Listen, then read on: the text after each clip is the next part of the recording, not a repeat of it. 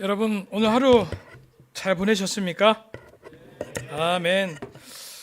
우리 형제자매들 얼굴 보니까 좀 많이 힘이 나고요.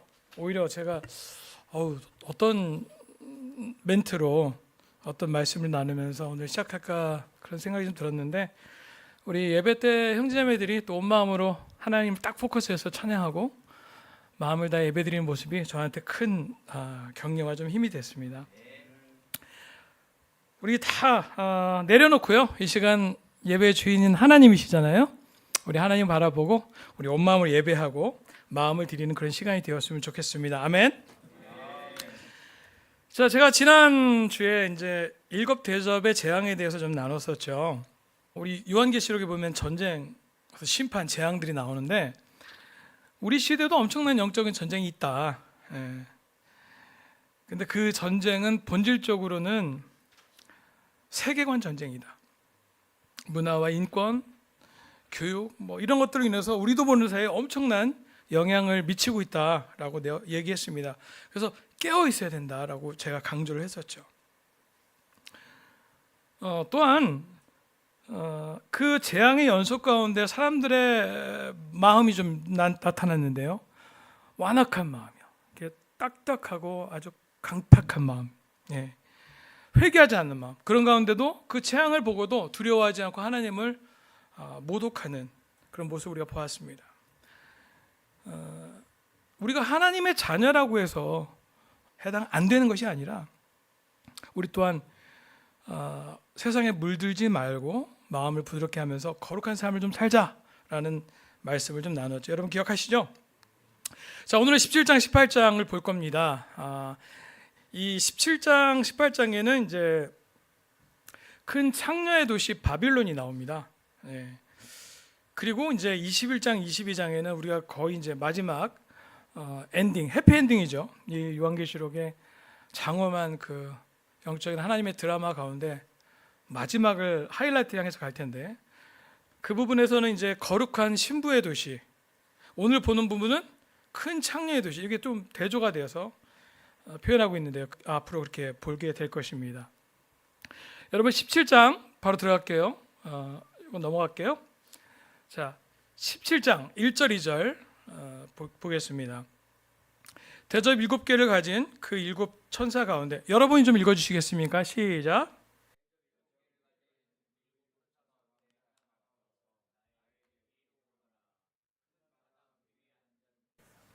자, 우리가 그 16장에서 7대접 얘기를 했잖아요. 근데 7대접을 가진 7 천사 중에 하나가 요한에게서 말을 합니다. 17장에 1절에서 자, 여기 큰 바다 위에 앉은 큰 창녀가 나옵니다. 이제 개역 성경에서는 우리 여러분 음녀라는 말을 해요. 우리는 창녀, 여기서 이제 세 번역에서 창녀라는 말을 쓰고 있고, 그래서 같은 말입니다.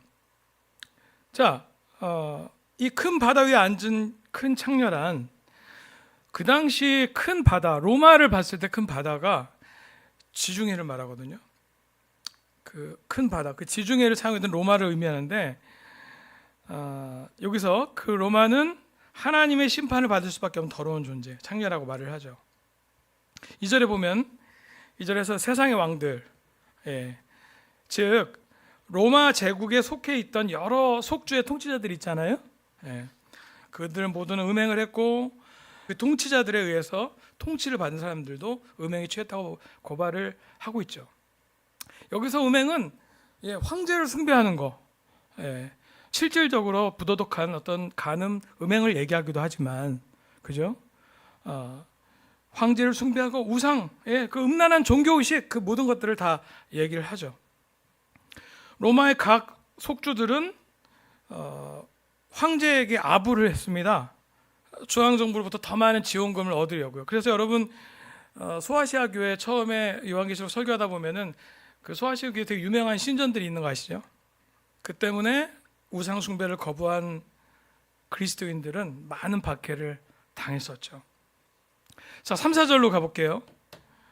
자, 그리고 그 천사는 성령으로 나를 휩싸서 빈들로 데리고 갔습니다. 나는 한 여자가 빨간 짐승을 타고 앉아있는 것을 보았는데 그 짐승은 하나님을 모독하는 이름들로 가득하였고 머리 7과 뿔 10개가 달려 있었습니다. 이 여자는 자주색과 빨간색 옷을 입고 금과 보석과 진주로 꾸미고 손에는 금잔을 들고 있었는데 그 속에는 가증한 것들과 자기의 음행의 더러운 것들이 가득하였습니다. 천사는 성령으로 요한을 빈들, 즉 광야로 데리고 갑니다. 여러분, 광야는 어떤 곳인가요? 고난의 땅이고 성경의 창세기부터 출애굽기 쭉 나오죠. 하나님을 만났던 곳이에요. 하나님이 계시가 주어지는 공간이었죠. 자, 거기서 요한은 교회가 겪는 그 고난의 의미를 파악하고 고난의 근원인 로마의 본질을 보게 되죠. 그래서 이 창녀 로마가 탄 붉은빛 짐승이 또 나오죠. 짐승. 이것은 로마 제국의 배후에 존재하는 악한 세력을 의미합니다. 여러분, 짐승이 어디서 나오죠? 우리 요한계시록 봤었는데 좀 오래돼서 가물거리시죠? 우리는 계시록 13장에서 봤습니다. 두 짐승 얘기 나오잖아요. 용이 나오고 두 짐승 나오고, 그죠? 적 그리스도라고 제가 설명을 드렸습니다. 자, 3절을 보면 그 안에는 하나님의 이름을 모독하는 각종 우상과 더러운 문화가 있었다고 말하죠. 또한 창녀 로마는 자줏빛과 붉은빛 옷을 입고 금, 보석, 진주로 꾸몄는데 이것은 부유하고 아름다웠던 그 로마의 화려한 그 도시를 표현을 합니다. 근데 그 화려함 안에는 로마 제국이 어땠나요? 하나님 앞에서 가증한 것들, 더러운 음행이 가득 차 있었죠. 우리가 살고 있는 현 시대는 어떻습니까? 정말 잘 살지 않습니까? 부유함으로 넘치죠. 화려하죠. 1세기 로마와 본질적으로 우리가 다르지 않습니다. 우리가 얼마나 풍족한 세상 속에서 살고 있는지요. 그렇지만 우리가 영적으로 깨어서 보면 너무나 가깝게 내 손안에 너무 쉽게 우상과 음행을 접할 수 있지 않습니까? 그게 넘치죠. 여러분, 그 5절 6절로 가면은 이제 바빌론의 이름이 나옵니다. 바빌론이 무슨 뜻일까? 자, 그리고 이마에는 땅의 음료들과 가증한 물건들의 어머니 큰 바빌론이라는 비밀의 이름이 적혀 있었습니다. 6절. 그리고 나는 그 여자가 성도들의 피와 예수의 증인들의 피에 취하여 있는 것을 보았습니다. 내가 그 여자를 보고 크게 놀라니, 이렇게 되어 있죠. 여러분, 5절에 바빌론이라는 이름이 좀 등장합니다. 그래서 보면 그 음녀, 땅의 음녀, 창녀가 로마의 바빌론이라고 말을 하고 있죠. 음행과 가증한 것들이 근원이 된 그 로마를 말할 때 바빌론을 얘기한 것입니다. 여러분, 베드로전서 5장에도 저 얘기가 나왔어요. 바빌론이 무슨 뜻이었을까? 베드로전서 5장을 보면은 여러분과 함께 택하심을 받은 바빌론에 있는 자매 교회와 나의 아들 마가가 여러분에게 보내합니다. 여러분, 새 번역에 보면 주석이 나와 있어요. 그 밑에 가로 열고 뭐라고 나왔냐면 계시록에처럼 로마를 의미함이라고 나와 있습니다. 당시에는 통상적으로 로마를 바빌론에 비유를 했어요. 금기어였기 때문에 은유적으로 비유를 쓴 거죠. 근데 왜 많고 많은 것 중에 바빌론이라고 했을까? 여러분, 왜 그럴 것 같아요? 이스라엘이 구약에서 누구한테 망했어요? 유대가 바빌론에 망했죠. 그거 생각해보면 로마도 나중에 70년에 무너지죠. 로마 제국의 지배를 받게 됩니다. 우리가 그걸 보면은 바빌론을 왜 사용했나라고 우리가 알 수가 있습니다. 6절에 요한은 음녀 로마가 교회를 박해해서 성도들의 피와 예수님의 증인들의 피에 취한 모습을 보고서 큰 두려움을 느끼는 모습을 우리가 볼 수가 있습니다. 우리가 아까 2절에서 봤을 때 그 창녀, 음녀가 그 나라들의 음행에 포도주에 취하게 있다면 6절은 음녀가 성도들의 피에 취해 있다라는 것을 우리가 볼 수가 있어요. 이 고대 세계에서는 피와 포도주를 자주 연결을 했습니다. 창세기 49장 11절이나 신명기 32장 14절에도 좀 나와 있죠.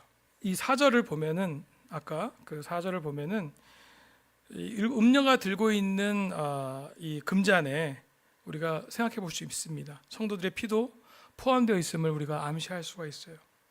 음녀, 그 로마가 성도들의 피에 취한 모습은 이 요한계시록 이 편지를 읽었던 독자들, 그 핍박받은 성도들은 뭘 떠올랐을까 생각해 보면 네로치아에서 핍박받았던 거 그 전이잖아요. 이 시기는 도미티안 그 황제로 보고 있는데 그 전에 네로 시대 때 어떤 핍박을 받았는지를 떠올리게 했을 것입니다. 그 타키투스라고 로마 역사가죠. 우리 크로스오버에서는 타키투스라는 인물에 대해서 좀 같이 나눈 적이 있어요. 성경 자체 말고 예수님과 기독교에 대한 증거를 볼 수 있는 그런 사료들이 있는데 그 중에 타키투스가 남겼죠. 자, 이 타키투스가 로마 역사가인데 네로의 박해를 묘사를 했어요. 근데 이렇게 얘기했습니다. 그러니까 그리스도인들이 개에 물려 죽고 십자가에 못 박히거나 불길 속에 태워져 순교했다라고 기록을 했죠. 저 편지를 또 접하고 있는 성도들은 엄청난 두려움, 그 네로의 그 핍박, 그 무서운 핍박을 떠올렸을 겁니다. 근데 천사는 바로 이어지는 구절에서 놀라지 말라고 얘기합니다. 두려워하지 말라고 합니다. 앞으로 어떤 일이 날지를 보여주겠다고 얘기를 하죠. 7절, 8절 이어서 읽도록 하겠습니다. 그때 천사가 나에게 말하였습니다. 왜 놀라느냐? 나는 이 여자의 비밀과 이 여자를 태우고 다니는 머리 7과 뿔 10이 달린 그 짐승의 비밀을 너에게 말하여 주겠다.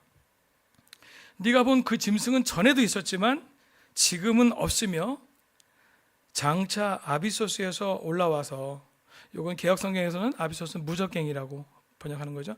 나중에는 멸망하여 버릴 자다. 그리고 땅에 있는 사는 사람들 가운데 창세대로부터 생명체의 이름이 적혀져 있지 않는 사람들은 그 짐승을 보고 놀랄 것이다. 그것은 그 짐승이 전에는 있다가 지금은 없으나 장차 다시 나타날 것이기 때문이다. 아멘. 자, 7, 8절에 천사가 첫 번째 해석을 합니다. 이 7절에서 천사가 요한에게 음녀와 짐승의 비밀을 알려줄 거라고 말을 하죠. 앞에 3절에서 살펴본 것처럼 음녀가 타고 있는 짐승, 음녀가 타고 있는 짐승. 자, 이 짐승은 사탄을 대표하는 적그리스도라고 얘기했죠. 그런데 전에는 있다가 지금은 없으며, 우리 8절의 앞부분에 전에는 있었지만 없었으며 라는 표현은 우리 대부분의 정통 신학자들이 얘기하는 것은 네로를 의미한다라고 얘기를 하고 있어요. 왜냐하면 11절에도 그 똑같은 표현이 있거든요. 전에는 있다가 나중에는 없으나, 이런 표현을 하거든요. 왜 그러냐면 이 요한계시록이 가장 큰 핍박 중에 하나 네로 때, 그 다음에 도미티아누스 황제. 근데 도미티아누스 황제 때가 더 심했다고 알고 있죠. 그래서 이 계시록은 도미티아누스 황제 치하 때 기록된 건데, 이 시점에서 봤을 때는 네로는 어떻게 된 거죠? 지금은 없는 거잖아요. 전에 있었으니까. 그래서 지금은 존재한다는 표현을 할 수가 있는 거죠. 장차 아비소스, 그 무적경에서 올라와 멸망으로 들어갈 자라는 표현도 1차적으로는 네로의 부활을 가리키는 거라고 할 수 있습니다. 왜냐하면 그 당시에 신화들이 있었어요. 문서들이 좀 있었는데 네로에 대한 신화가 있었는데, 어떤 신화가 있었냐면요, 네로가 죽었잖아요. 근데 안 죽고 이제 부활할 것이다. 다시 부활하고 파르티아에서 군대를 일으켜가지고 로마를 지배할 것이다 라는 신화나 그런 문서들이 있었습니다. 그래서 이 표현은 저 네로를 의미한다라고 말을 하죠. 자, 근데 저걸 보면서 우리가 뭘 생각할 수 있나요? 우리 요한계시록을 볼 때 어떤 사람들은 상징적인 것들, 상징은 참 주의해야 됩니다. 우리가 묵시문학들 있죠. 에스겔도 있고 다니엘도 있고 성경에서 자주 쓰는 표현들이 있어요. 그래서 우리가 구약에 있는 상징들을 요한계시록, 구약의 에스겔의 2장이나 7장들을 보면은 요한계시록의 표현들과 아주 흡사한 표현들이 많이 있습니다. 그래서 우리가 그걸 보면서 우리가 그 상징이지만 이해할 수가 있는 거죠. 비유를 이해할 수가 있는 겁니다. 근데 문맥이라든지 전체 구속사적 의미에서 우리가 이해할 수 없는 거라면 남겨두는 게 낫죠. 굳이 우리가 해석할 필요가 없는 것입니다. 명확한 것을 해석을 해야 되겠죠. 그렇지만 어떤 사람들은 이렇게 이제 다음 시간에 아마 좀 천년왕국에 대한 얘기를 하면서 막 얘기할 텐데, 무리하게 계시록을 역사적으로 다 해석하고 이게 뭐 2차 대전 얘기야, 이건 중국을 의미하는 거야, 뭐 심지어는 루터인가요? 루터하고 캐톨릭이 서로 이 바빌론의 음료다, 서로 그런 시절이 있었어요. 서로를 막 바빌론 사탄이라고 한 적이 있었다니까요. 그래서 조심해야 됩니다. 그렇지만 분명한 거는 우리가 그래서 염두해야 될 게 1세기 제자들을 위한 하나님의 분명한 메시지였죠. 그들이 핍박당하고 힘드니까 그들에게 위로와 소망을 주기 위해서, 또 진짜 그들이 가야 될 하늘나라 새하늘 새 땅, 그 천국의 소망을 알려주기 위해서 쓰여졌지만은, 또 하나는 우리에게도 해당이 되는 거예요. 예수님이 아직 오시지 않았기 때문에 우리 모두에게 앞으로 주님을 맞이할 모든 사람, 믿는 사람에게도 이 메시지가 있는 것입니다. 그래서 우리한테 적용할 때 이것은 영적인 전쟁과 심판에 관한 예언적인 메시지가 되기 때문에 우리의 삶에, 우리의 모습으로 적용할 수 있는, 그냥 네로, 뭐 그 당시에 뭐 짐승, 로마, 그들의 통치를 받고 그들의 권세 안에 있는 하나님을 대적하는, 음행하는 사람들, 죄인들, 그들이 아니라 저걸 통해서 우리를 봐야 하는 것이죠. 그 안에는 영적인 전쟁과 심판에 관한 예언적인 메시지가 있기 때문에. 그래서 이 시대에도 네로를 닮은 그 누구라고 우리 지칭할 수 없어요. 조심해야 돼요. 하지만 하나님을 대적하는 사람, 하나님의 메시지, 하나님의 복음에 대해서 핍박하고 하나님을 대적하고 모욕하는 그런 통치자들, 그런 세상의 나라들, 그런 권세를 우리는 적그리스도라고 얘기할 수 있습니다. 역사 내내 그런 사람들이 나타나긴 하죠. 결국 그들이 멸망에 처해질 것이다. 네로뿐만 아니라 로마 제국뿐만 아니라 우리가 그것을 다 볼 수 있어야 됩니다. 자, 9절로 한번 가볼게요. 9절. 여기에 지혜를 가진 마음이 필요하다. 머리 7은 그 여자가 타고 앉은 7산이요 또한 7왕이다. 10절. 그 가운데서 5은 이미 망하고 하나는 있고 또 다른 하나는 아직 나타나지 않았다. 그것이 나타날지라도 잠깐밖에 머물지 못할 것이다. 11절. 또 전에 있다가 지금은 없는 그 짐승은 8번째인데 그것은 7 가운데 속한 것으로서 마침내 멸망하여 버릴 자다. 자, 이 천사가 말을 하기를 천사가 직접 해석을 해줘요. 그죠? 저 성경 구절을 보면 머리 7은 그 여자가 타고 앉은 7산이요 또한 7왕이다 라고 얘기를 합니다.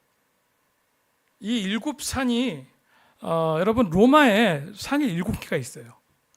반대 학교에서 공부했습니다. 이게 또 마침 계시록 공부를 수업을 해가지고 이 로마에 이게 두드러진 7 언덕 산이 있는데 뭐 팔라티노, 가티톨리노, 마벤티노, 첼리오, 그냥 저는 억양은 마음대로 합니다. 그냥 에스켈리노, 비미날레, 퀴리날레 뭐 이렇게 7개가 있대. 신기하죠? 다니엘서도 예언하면서 그 나머지 왕국들에 대해서 나오잖아요. 명확하게 그 이름은 지칭하지 않지만 우리 모두가 문맥상 보면은 이건 어떤 나라인지, 어떤 나라의 흥망성쇠인지 알잖아요. 마찬가지입니다. 이 로마를 뜻한다고 이 정통 신학자들이 설명을 해요. 자, 10절에서는 천사가 7머리를 말하면서 로마의 7왕이라고 해석을 하는데요. 자, 보면은 하나는 있고라고 나왔죠. 하나는 있고, 하나는 있고. 그래서 이 하나가 지금 있다라는 건데 이거는 요한계시록 기록될 당시 누구냐면 도미티아누스라고 보는 겁니다. 자, 이것을 기준으로 할 때 5왕은 망하였고라고 나오죠.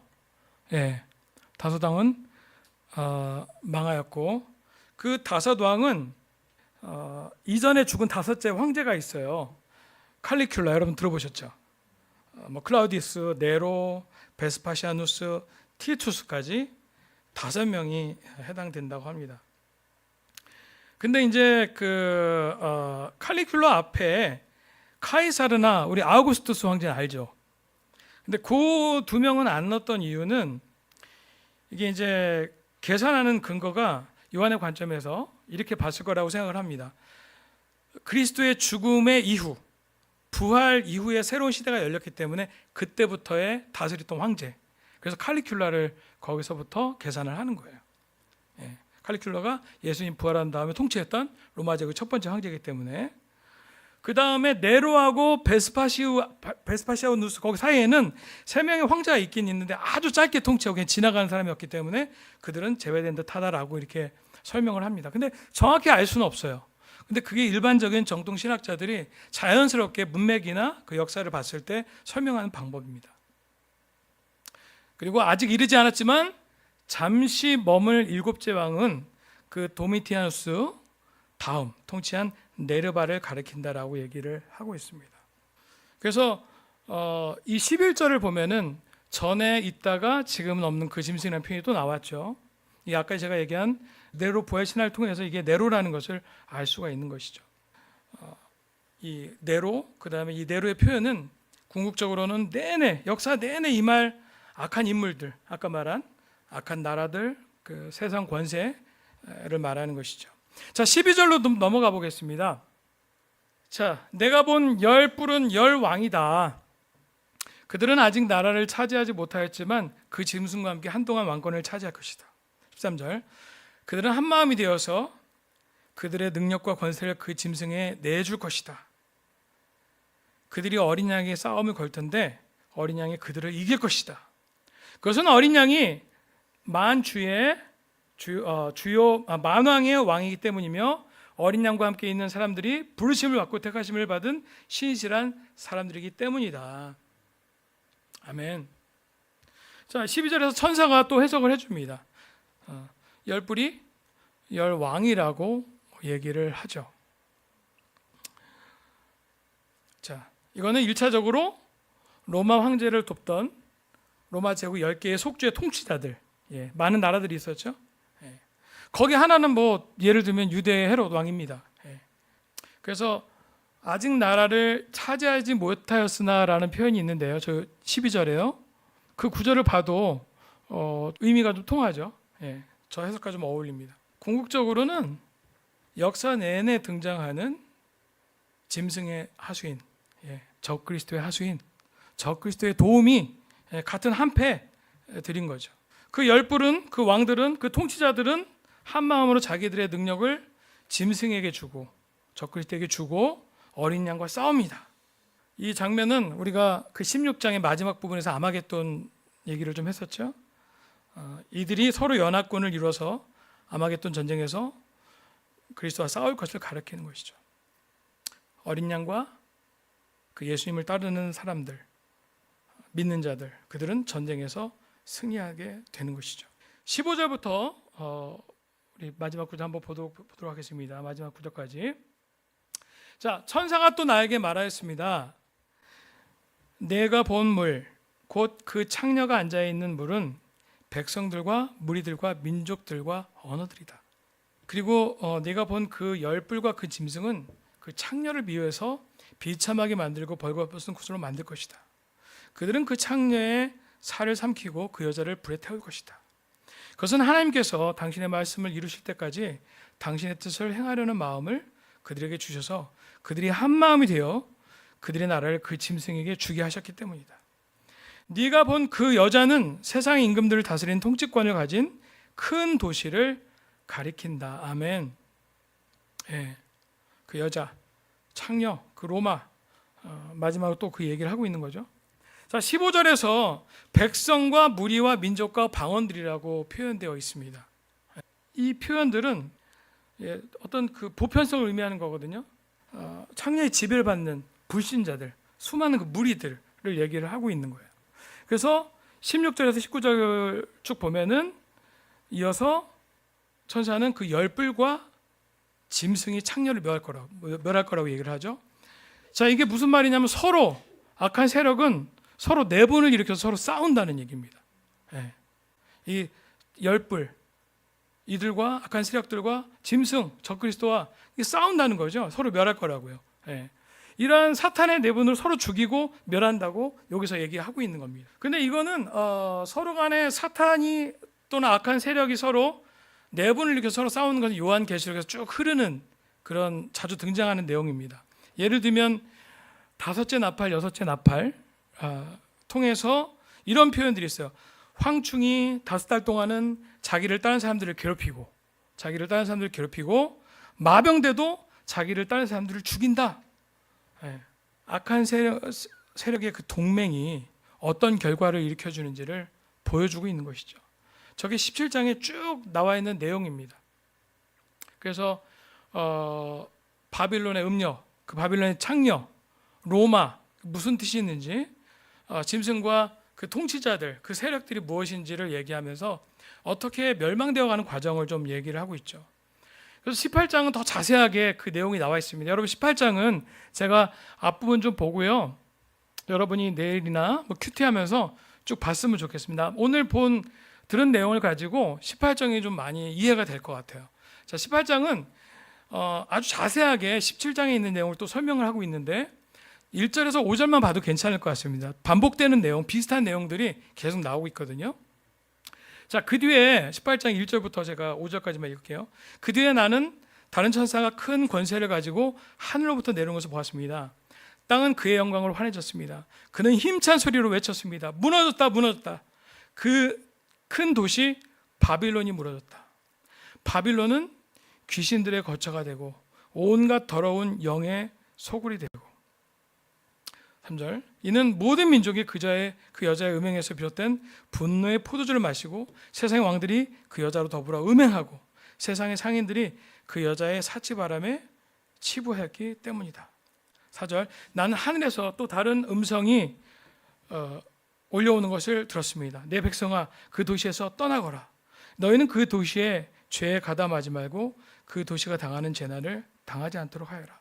그 도시의 죄는 하늘에까지 닿았고 하나님께서는 그 도시의 불의한 행위를 기억하신다. 아멘.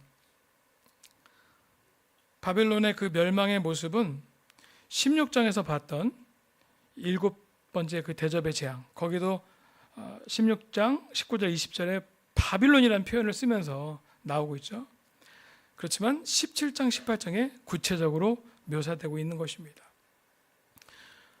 여러분, 우리가 오늘 쭉 이 심판의 과정을 좀 보면서 물론 바빌론의 의미도 우리가 좀 알게 되었고요. 그죠? 거기서 설명하는 10개 뿔, 7왕, 이런 여러 가지 우리가 좀 설명을 들었는데 우리가 메시지를 들으면서 우리에게 가져가야 될 부분, 좀 적용할 수 있는 부분이 뭘까?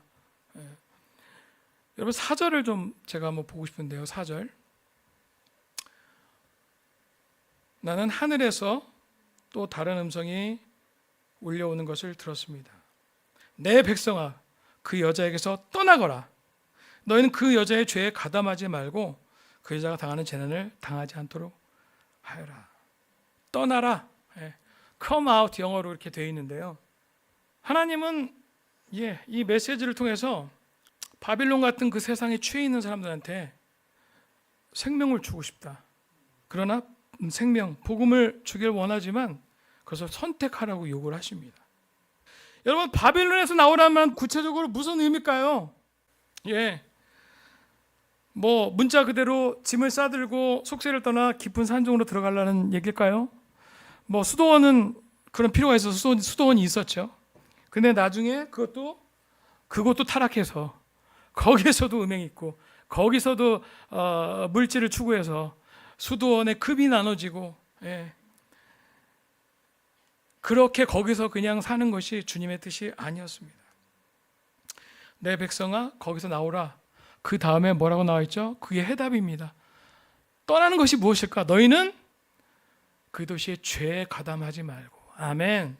우리가 세상 속에 살지만 세상을 본받지 말고 죄와 싸우고 우리가 갈등하고 옳지 않은 거, 하나님의 말씀과 세상적인 가치관이 서로 맞물려 있을 때 갈등하고 고민하고 무릎으로 기도하면서 싸우고 하나님의 뜻을 구하고 하나님이 바라는 것을 잡으려고 하는 거예요. 어떤 장소의 이동이 아니라 바빌론이 행하는 그 악의 가치관, 그 세계관에 물들지 말라는 것이죠. 그 행위에 참여하지 말라는 것이죠. 이런 말이 있어요. 바닷물은 짜지만 그 물을 먹고 사는 고기는 짜지 않다.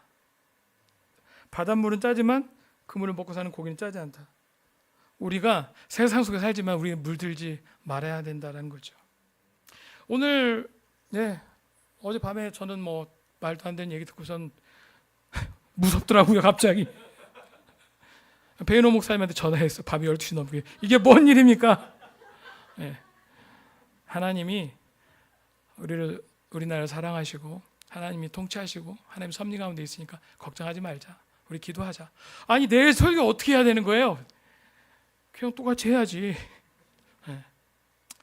영적인 전쟁이 있습니다. 세상에 로마라는 그 당시에 제국은 얼마나 강력했을까요? 그죠? 요한이 놀래잖아요. 벌어지는 그 상황들을 환상을 보면서 하나님이 주신 천사들이 준 메시지를 보면서 바로 로마가 얼마나 악랄하고 강력한 나라였는지를 떠올리면서 두려워했지 않습니까? 오늘 우리가 이 계시록의 메시지를 가져가고 우리가 누구를 바라보고 있는지, 하나님 섭리 가운데 이 세상에 움직이고 운행하고 하나님의 주권 가운데 있으면 우리가 믿고 갈 수 있다면, 우리가 내일부터 아마 밖에서 여러분 뭐 메시지를 듣거나 뉴스를 듣거나 사람들 만나거나 같이 막 흥분하고 분노하고 화를 조절 못하고 어쩌면 똑같이 그분들과 그렇게 살아갈지도 모르겠어요. 하지만 우리는 좀 달라야 되겠습니다. 하나님을 볼 수 있다면 하나님께 맡길 수 있고 하나님을 의지할 수 있을 것입니다. 아멘. 제가 마지막으로 이 구절 너무 좋아하는 구절 같이 또 한번 묵상하자고 제가 좀 올렸는데요. 같이 한번 읽어보겠습니다. 시작. 여러분의 모든 통찰력으로 더욱더 풍성하게 되어 가장 좋은 곳이 무엇일까를 여러분에게 분별할 줄 알게 되었으면 합니다. 그래서 여러분이 그리스도의 순결하고 흠이 없게 되며 예수 그리스도에서 주시는 의엠례가 가득하여 여러분이 하나님께 영광과 찬송을 드리게 기도합니다. 오늘 계시록을 보면서 하나님 우리에게 주시는 말씀인 것 같습니다. 우리의 사랑이, 하나님을 향한 사랑이, 또 하나님을 사랑하기 때문에 세상의 영혼의 세상을 향한 사랑이 우리의 지식과 모든 통찰력으로 더 풍성해져야 된다고. 그래서 어떤 것이 하나님이 기뻐하시는 것인지 그렇지 않은 것들을 분별하라고. 더 어두워질 거고요. 사람들은 더 방황하게 될 것 같습니다. 앞으로 대한민국은 많은 혼란과 많은 얘기들, 더 분열이 되고 갈라질 수 있을 것 같아요. 그렇지만 우리가 어떻게 할까요?